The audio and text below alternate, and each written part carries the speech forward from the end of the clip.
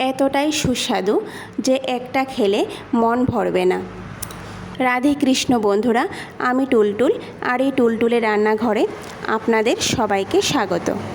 বন্ধুরা, আজকে আমাদের রেসিপি হলো পাকা আমের পাটিসাপটা। পাকা আমের পাটিসাপটা পিঠা বানাতে যতটা সহজ, খেতে ভীষণ মজা। পাকা আম শেষ হওয়ার আগে এই রেসিপিটা একবার হলেও বন্ধুরা বাড়িতে ট্রাই করে দেখবেন। সবার প্রথম আমি এখানে দুধের ক্ষীরটা তৈরি করে নেব। তার জন্য আমি আগে থেকে 1 লিটার দুধকে ফুটিয়ে 500 ml মতো করে নিয়েছিলাম। এখন সর সমেত এই 500 ml দুধ একটা প্যানের মধ্যে নিয়ে ফুটাতে থাকব। মাঝারি আঁচে এক নাগাড়ে নাড়তে থাকব। তারপর দুধটা শুকিয়ে যখন এইভাবে ঘন হয়ে আসবে, তখন আমি এর মধ্যে 3 চামচের মতো চিনি দিয়ে দেব। তারপর 3 চামচের মতো গুঁড়ো দুধ দিয়ে দেব। গুঁড়ো দুধটা এখানে পুরোপুরি অপশনাল, আপনারা চাইলে নাও দিতে পারেন। এবার চুলার আঁচ কমিয়ে দিয়ে ভালো করে নাড়তে থাকব।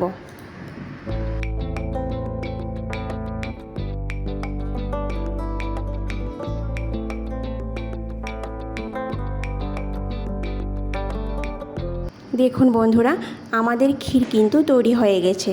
এর থেকে আর বেশি শুকাবো না। এবার আমি চুলার আঁচটা বন্ধ করে দেব। বন্ধ করে ক্ষীরটাকে একটু ঠান্ডা করে নেব। অন্যদিকে আমি পাটিসাপটা পিঠের ব্যাটার তৈরি করে নেব। তার জন্য আমি এখানে একটা মিক্সি জার নিয়ে নিয়েছি। এখন এতে ছোট বাটি মেপে হাফ বাটি পরিমাণ সুজি দিয়ে সুজিটাকে ভালো করে গুঁড়ো করে নেব। সুজির মধ্যে 1 চামচের মতো চিনি দিয়ে দেব।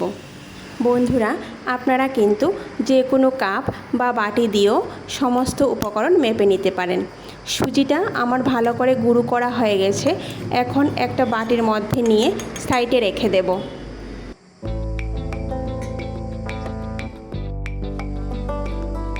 এবার আমি এখানে একটা পাকা আম ভালো করে ধুয়ে এইভাবে কেটে নেব।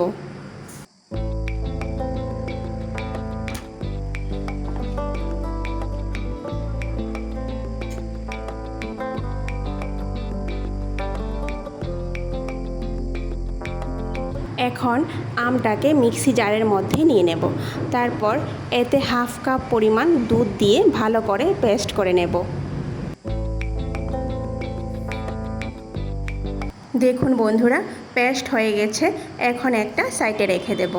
এবার পিঠের জন্য ব্যাটার তৈরি করে নেব।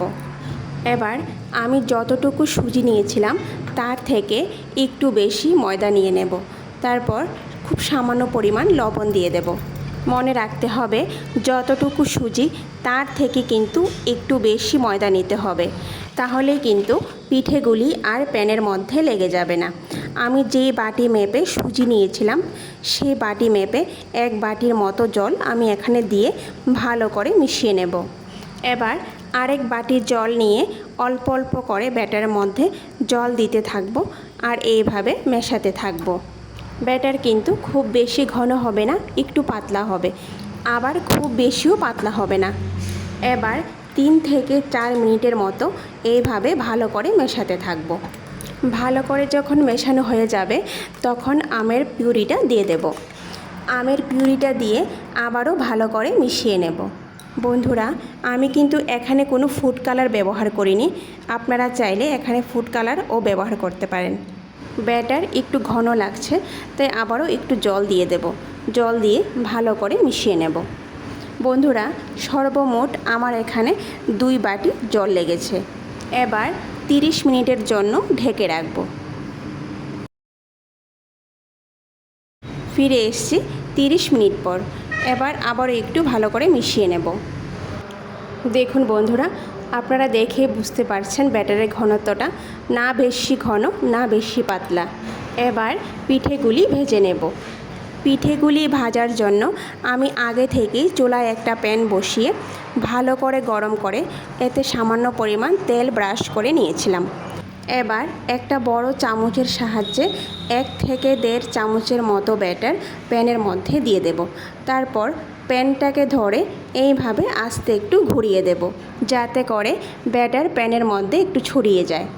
আর এই অবস্থায় চুলার আঁচ কিন্তু একদম কমিয়ে রাখতে হবে।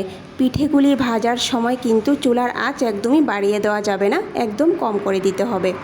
এবার পিঠের উপরের জায়গাটা যখন এইভাবে শুকিয়ে যাবে তখন আমি এর উপরে পুর দিয়ে দেব। এবার খুব সাবধানে পিঠেটাকে ফোল্ড করে নেব।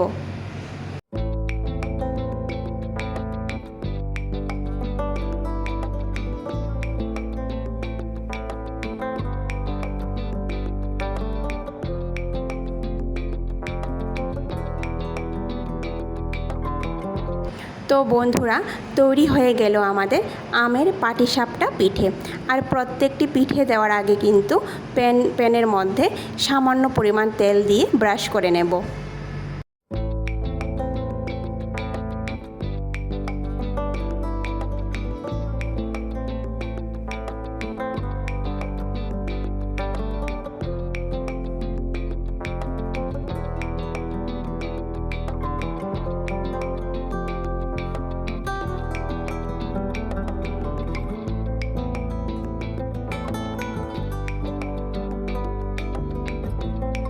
বন্ধুরা, ভিডিওটি সম্পূর্ণ দেখার অনুরোধ রইল।